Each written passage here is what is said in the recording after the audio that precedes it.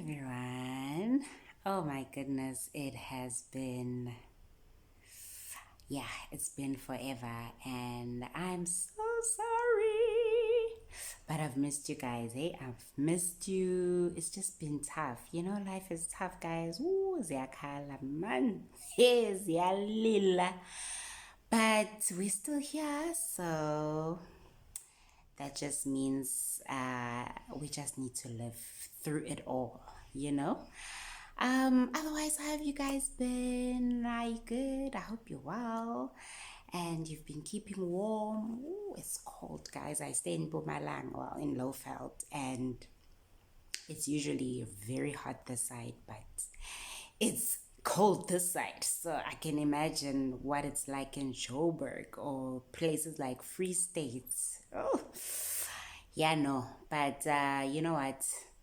It's winter time, so that's the season. We just gotta live with it. I just thought, you know what? Let me bring you guys to, a more cozy-ish location where I lounge around, so that we can talk about this. What can I say? Topic. This topic is very close to my heart, as we are getting to, well, basically coming to a close.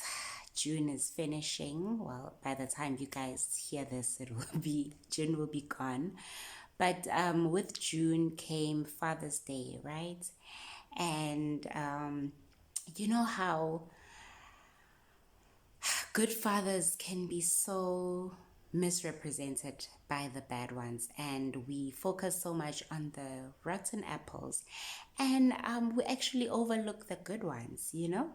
So I thought, let me talk to you guys about my dad, my experience with my father. Some of you might know that I lost my father last year in January. This is the first time I can say I've done something like this.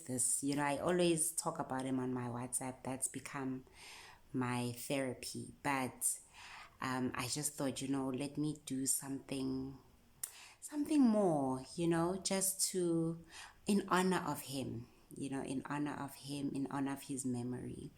He was a great father. If I can think of one word to describe him, it's definitely present. And that's why it's been so hard to live or to do this life thing without him. It's foreign to actually be existing in his absence. He's just always been there, and he's made sure that he is visible, if that's the word, in all aspects of my life, and I'm not speaking for myself when I say that.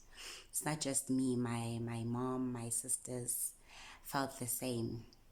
So I'll just share a few stories about Daddy-O.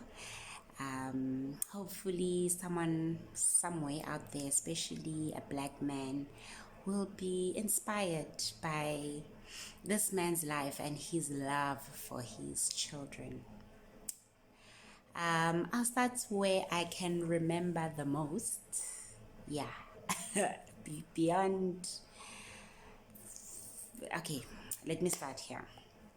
So, one of my earliest memories of my father was in pre-primary. My first day at school, officially my first day. In our time, we didn't really go to well, me. I was at Gogo's house until I could go to school. So life was just fun and games. I didn't even care if I can write my name or not, or if I can count. I honestly don't remember anyone teaching me to count until I went to school. It was nice. It was really great. And so my parents took me from my granny and grandfather and uncles, everyone was there. And we moved to Tembisa. So my grandparents, as I had said before, are from Springs, Kwatema. So it was, yeah, it was hard. I loved being with my grandparents, and I loved my life there. I wanted to go to the schools there, but obviously my parents had to now school me and get me to live with them so I can learn life, what life is like with them, learn their rules and everything.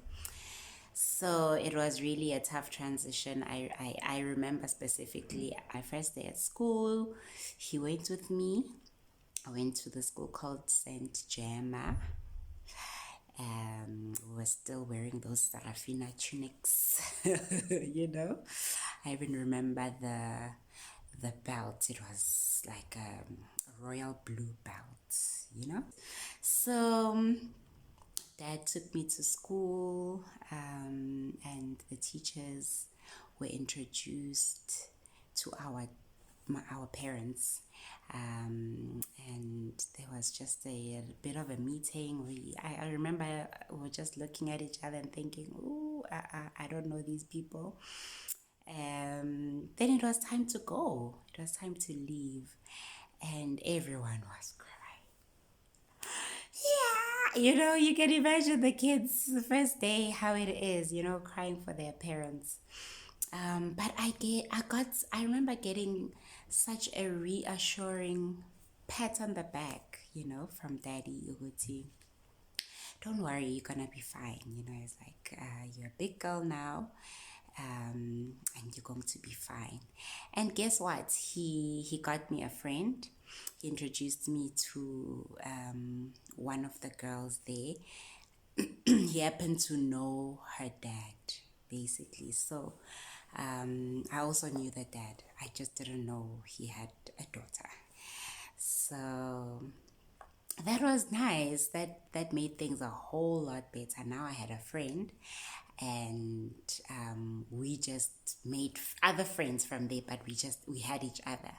So that was very reassuring. Very, you know, and I didn't cry. And from that day onwards, really, school was fun and games.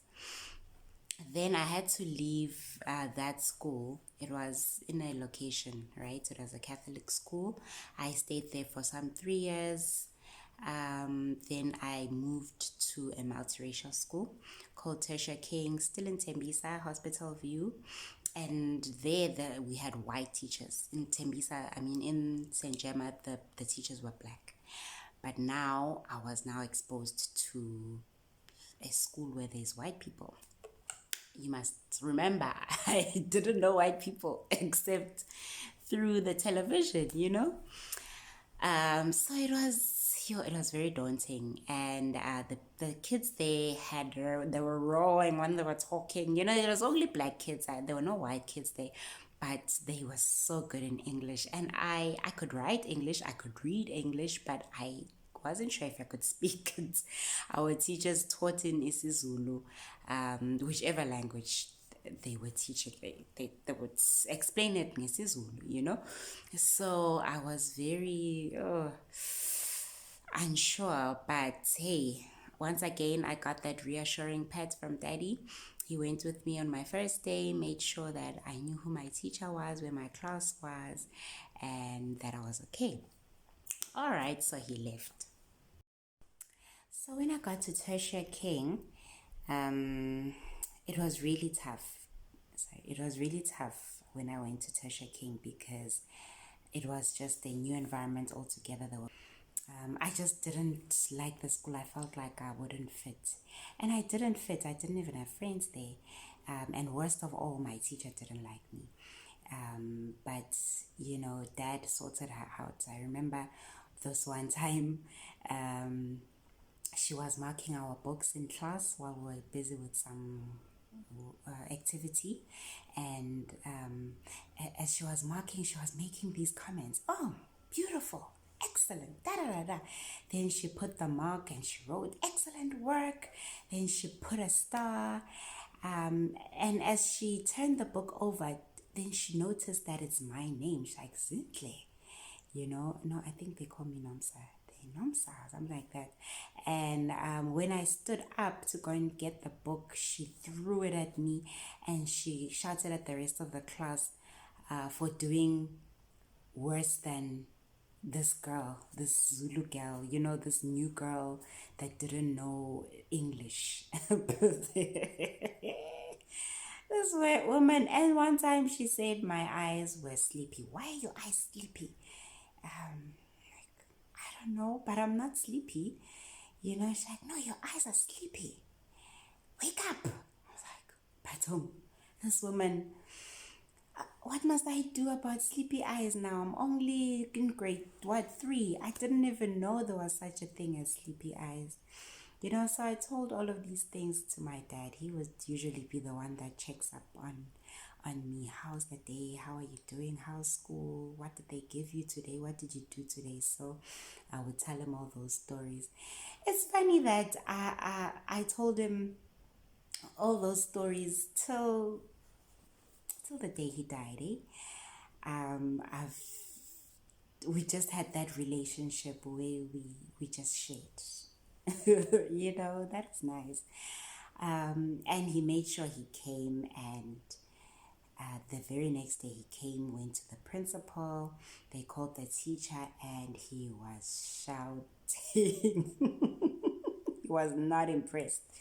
Not at all. He was just not one of those parents that would just passively, be passive about things and be scared to confront this. Yay, he told the teachers where to get off when it came to his daughters. And I also remember the next school I went to, where the teacher there was very upset with us. We came late as girls. We were playing, we didn't hear the school bell ring. That break was finished, so we all came late. She was angry. Then she made us stand in front of the class. She counted us. We were 9, and she said, 9 black girls. Yay! Hey, we held on to that for dear life. Never mind the fact that we were wrong. Hey, and we told each other we're going to tell our moms, we're going to tell our dads. And guess who I told? Yeah, I told my dad. By the next day, he doesn't even know his time, guys. Next day, he was there to understand why we had to be specifically called black girls. 9 black girls. Hey, she was under fire. Yay. She came back apologizing, but we were like almost rolling our eyes because we knew she didn't mean it. It was because she got a yes. That was my father, guys. You could trust him with such things. When they are giving you problems at school, he would be there the next day. And that gave me so much confidence, not that I became a rebellious child because of it. But I knew that someone had my back no matter what. And I was a good girl. So I did not make trouble for the sake of making trouble. So he knew when I would be in trouble that it wasn't because I intentionally, did it. So shame. Dad was very, very, very protective. Very. I'll tell you also about my sister. I shared this on my WhatsApp. We were at Home Affairs, and some guy just, while we were in the queue, Home Affairs, especially Home Affairs in Kempton Park, hey, it's just a mess. There are just long queues. You stand for a long time. There's a lot of people. It can get very confusing. I remember I had to get my ID, and we were all together. So he didn't want to leave my sisters in the car alone. So he came in with them and myself, and we were standing then in the queue. My sisters got tired. I told them to just sit down on one of the benches there. while we are standing in the queue with dad, um, my some guy was macking on my sister, and at the time she was in primary. I was the one in high school, and I don't know how dad saw it. I guess he kept, being a parent. Now that I'm a parent, I know that you just keep checking, you keep checking on your kids. And I guess he checked at the time, and he saw this dude trying to mac on my sister. And he went there. He's like to me, I'm coming now. I'm like, okay. Next thing I'm hearing him shouting. Understand, please don't think my dad was a fighter. He was such a nice guy, but he just did not play when it came to his children. So I'm hearing his voice. He's shouting. I'm thinking, yo, what happened now? Ooh, drama. Next thing I hear,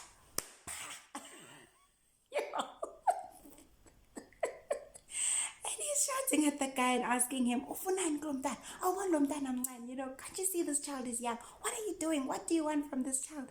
And this guy had the audacity to reply or respond to him. Yay! Flying kick.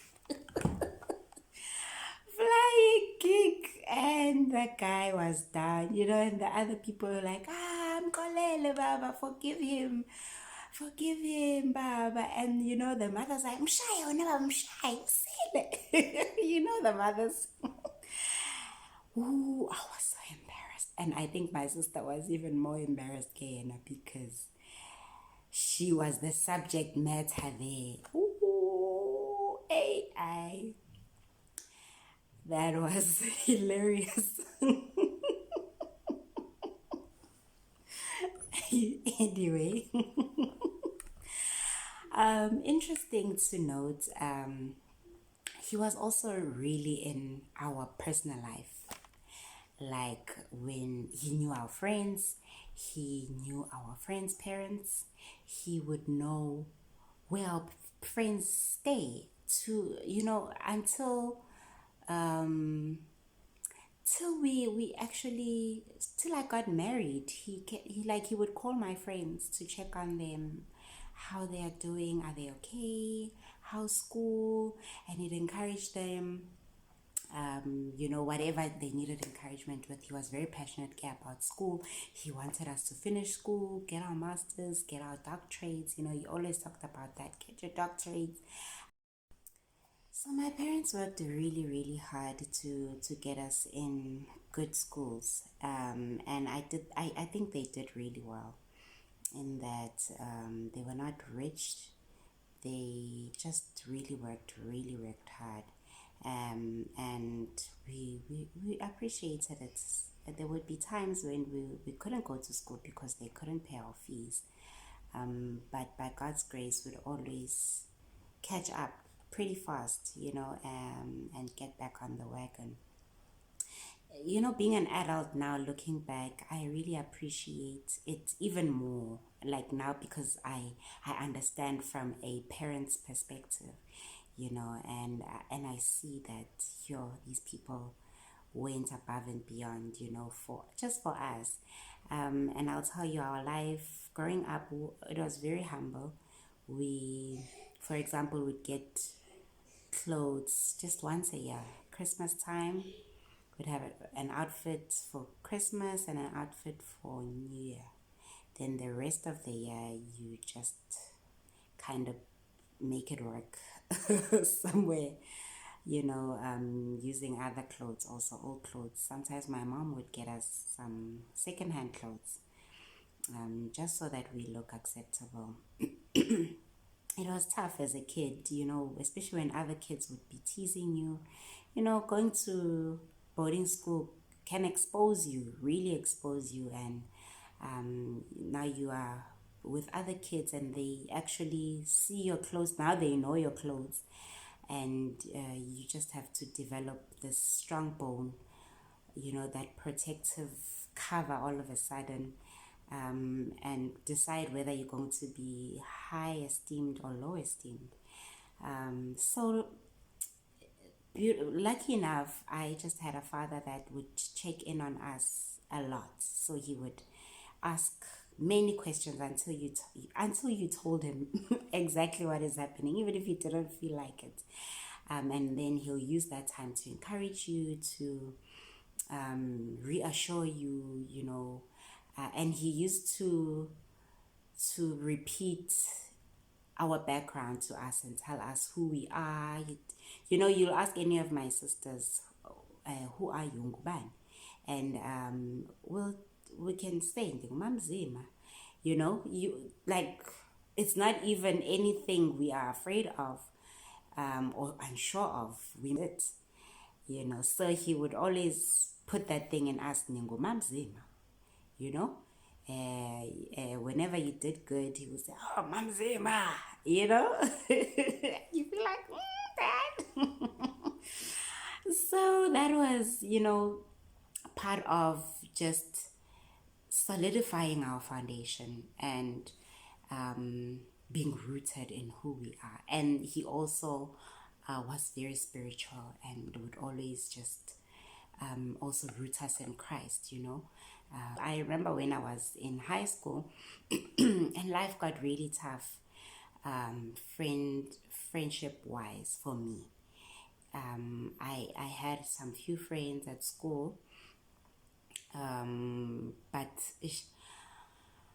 I had one bestie at at the boarding school, and the other one would come, like, she was a day scholar, so I'd see her during school time, but during weekends and at night, I would basically depend on the other friend.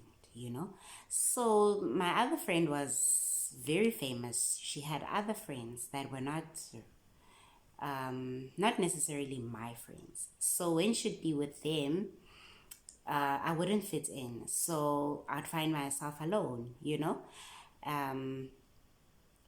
Or like she was well dressed. Her family was well off, and she would always really look the part.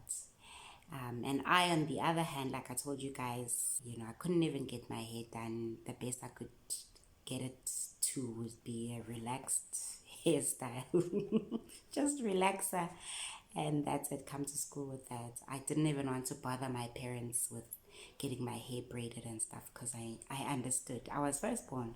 I understood that they didn't have money for these things. And my sisters, I had three other sisters that were still schooled in private schools, Christian schools. So my parents were really pushing hard, so there were some things they couldn't get us. And I told them, it's so hard at school. Kids make comments about my clothes, and sometimes I'd find myself borrowing clothes, but it had gotten to a point where people would just say no, or when I would be wearing someone else's clothes, they would say, "Oh, that's Spanbani's clothes," So they would just say it out in the open, like, to embarrass me. And I felt it, I really felt it, and it almost broke me. And sometimes not having a friend, like a continuous friend, who'd just always be with me. It was also very hard on me. So I told my dad about these things. Whenever I'd have to go to school, maybe I'd go home for holidays or the weekend. Now on Sunday we have to go back to school. Then I'd have such a heavy heart, and so I told Dad, and he was like, "No, those are just things. Don't focus on those things. Clothes, those are just things, man. They don't define you. Remember, ungumamzima, and unguzinhle faku guy one. PTY Ltd." That's what he'd say. Found out later it just means private company. But that was our mantra. Nguzinhle faku, PTY Ltd. Yes. And it stuck with me. It really stuck with me, and I took it seriously. From that time onwards, I stopped borrowing people's clothes. I just wore whatever I had. If I had to repeat it, it's fine. It's my clothes. Like, that's the attitude I'd have. Yeah, when they'll say, "Oh, Zinhle, but you like wearing this," I'm like, "So it's mine. It's not yours. Did you buy it? No, you didn't. So why do you have a problem? It's mine." I'd have that attitude, and I put it in into everything. I made sure that at least at school I'm doing well. If socially I'm not so great, I don't have so many friends, I'd make up with it at school. And so no one could look down on me, really, no one, because I was whipping them in the classroom. And that's what he'd say: make sure you pass well and they will respect you, but otherwise don't care about all these other things. Unguzinhle, Faku, PTYLTD.